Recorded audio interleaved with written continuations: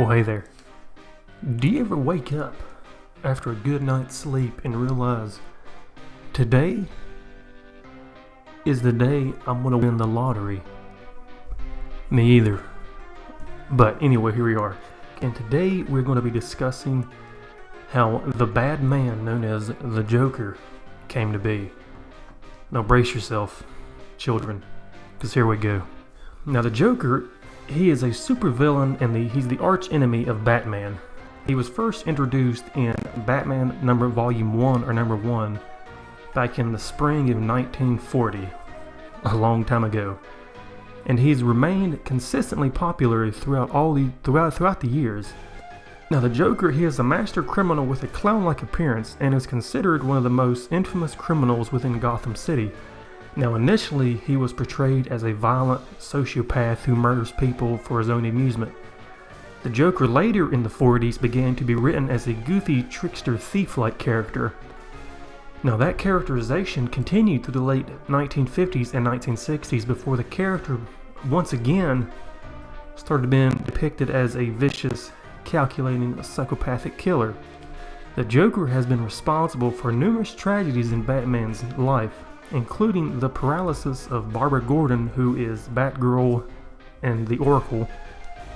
And then you had the murders of Jason Todd, he was the second Robin, and Jim Gordon's second wife, Sarah Eason, if I'm pronouncing her last name right. Now here is different takes on, there's not really a specific origin for the Joker, but in the comics and whatnot, they try to give you, I guess, different stories. I'm gonna give you a few of those right now. Now, Detective Comics 168, February 1951, revealed that he had been a criminal known as the Red Hood. In this story, the Red Hood falls into a vat of chemicals while escaping from Batman. He emerges with the white skin, green hair, and a bizarre red grin. Now the Joker, he recounts several of his possible origins. Now here's something else. Though many have been related, a definitive history of the Joker has never been established in the comics, or his true name has never been confirmed. Nobody knows who the Joker really is. The most widely cited backstory can be seen in Alan Moore's The Killing Joke. It depicts him as originally being an engineer at a chemical plant who quit his job to pursue his dream of being a stand-up comedian, only to fail miserably. Desperate now to support his pregnant wife, Jenna, the man agrees to help two criminals break into the plant where he was formerly employed at.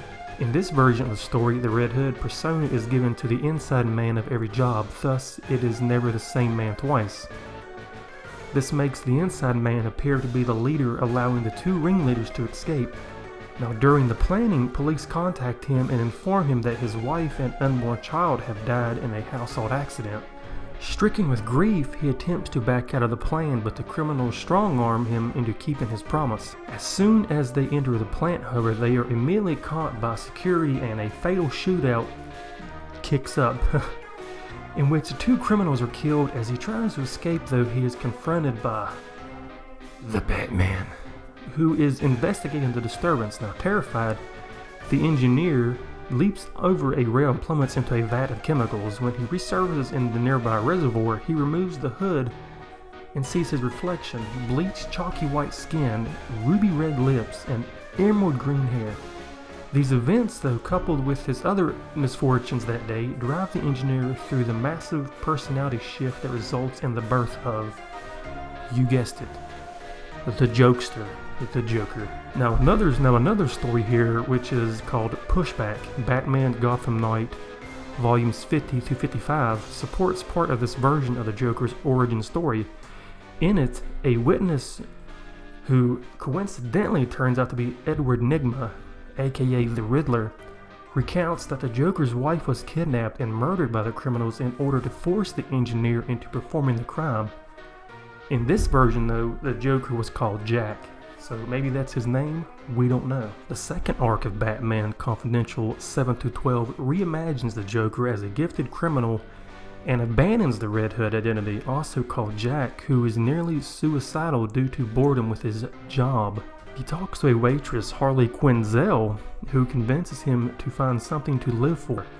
Jack becomes obsessed with Batman after he breaks up one of his jobs, leading Jack to attract Batman's attention at a ball.